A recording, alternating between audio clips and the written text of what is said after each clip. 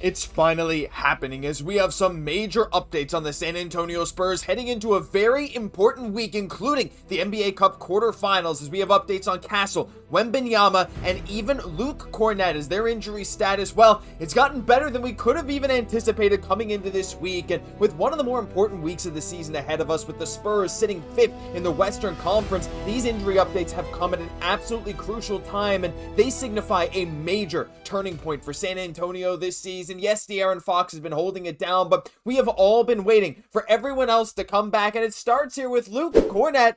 As center Luke Kornet, who missed the loss in Cleveland with an ankle sprain, is expected to be cleared to play Monday per Jeff McDonald at Express News, and this is incredibly good news. Now, for any of us that watched that game versus the Cleveland Cavaliers, it was obvious that we need either Kornet or Wemby. My goodness. What was it, 80 paint points? Whatever, it's hard to say. Paint points for the Cleveland Cavaliers in that game. And yeah, safe to say we need Kornet back. And I just want to show you some, this comes from Data Baller, by the way, which is a great site to get some stats. Some numbers with like Kornet or Wemby on the floor. Look, Wemby without Kornet, net were plus 8.2 offensive and defensive rating combined above league average. With both of them off, minus 6.6. With at least one of them on, you can see plus 6.9 when it's just Kornet, plus 8.2 when it's just Wemby. When they're both on, hey, you know, the numbers aren't super great, but our defensive rating is incredible, a 10.4 points per 100 possessions, better than league average. But just Kornet himself, like,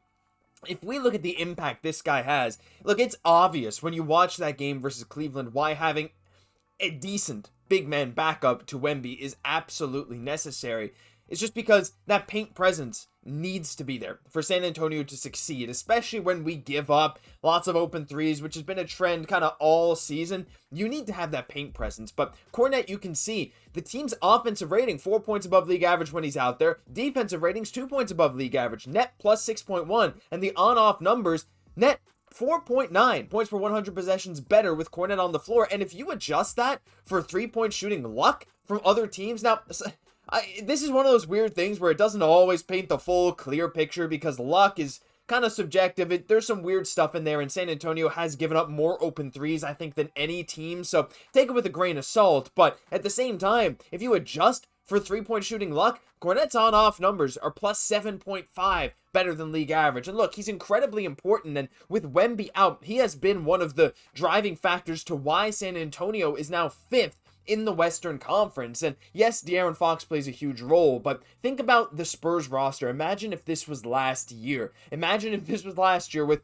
whatever, Gosse or Mamikelashvili. Love the guys. Bismack Biyombo, still on the team, of course, but imagine if we didn't have Luke Kornet for a lot of these games without Wemby. Yes, he still missed some time, but having that presence is something that has been very important for San Antonio, and we know that block against Orlando, that game-saving, game-winning block at the buzzer, he's an incredibly valuable piece to this team, shooting 66% from the field this season, 1.6 blocks per game in 25 minutes. I think that's 2.5 per 36, something like that. Really, really good stuff from Luke Kornet. So this is just one of the multiple injury updates that we got, and look, we got to get into the rest of them because this is incredible. But look, if you want to stay up to date, by the way, on all the latest Spurs stuff, hit the subscribe button down below. We're pushing 12,000. I want to know who the 12,000 subscriber is. So look, try and get closer to it. It's completely free, by the way, and you get daily updates just like this. As this from Michael C. Wright is the biggest thing for today.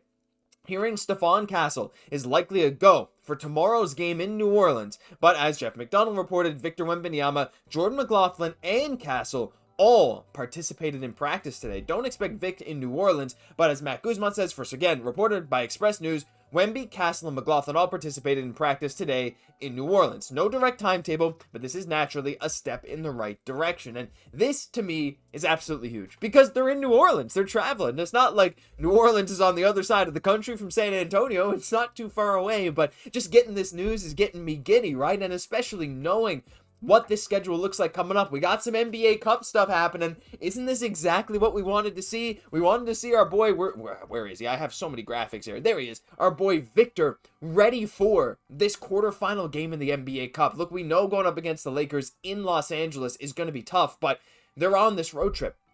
So right now, I am anticipating Wemby to play. Look, even if it's not in that first game against the Lakers, we got to win that. at least the next game after, whether that's, an NBA Cup game or it does just end up being against Washington. Look, we'll see. There's some weird scheduling stuff. I still, I probably shouldn't admit this. I still don't really understand how the schedule works around the NBA Cup. Why some games count, some games don't. Do they just, anyway, it's weird because when you get more games because you move further in the tournament, do they just take games off the end of the season? Probably should know that. Whatever. But Victor Wembanyama, the fact that he's there practicing, I don't care that he's not good to go on Monday versus New Orleans. I care that he's with the team. We were anticipating again a return here in early mid-December, and to add him into this team that, like I said, has been performing way better than we could have anticipated in a loaded Western Conference, 15-7 now on the season. The Rockets, Nuggets, Lakers, and Thunder are all ahead of us, but the standings are so close. We are just one game out of second place in the entire Western Conference. 15-7 to 16-6. All it takes is, again, a win against these Lakers, and this could just flip, especially if we get a win against the struggling New Orleans Pelicans. So having Vic out there is incredible, but Stephon Castle is just as big.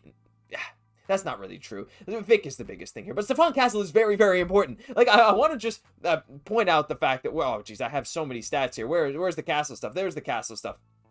Right here, Stephon Castle is incredibly important to this team. You look at his on-off numbers, right? Net 5.6. That's plus over league average with him on versus off or +1. So the net is 4.6. But look at that defensive rating. With Castle on the floor, the Spurs have a 109.6 defensive rating. Without him, a 120.1.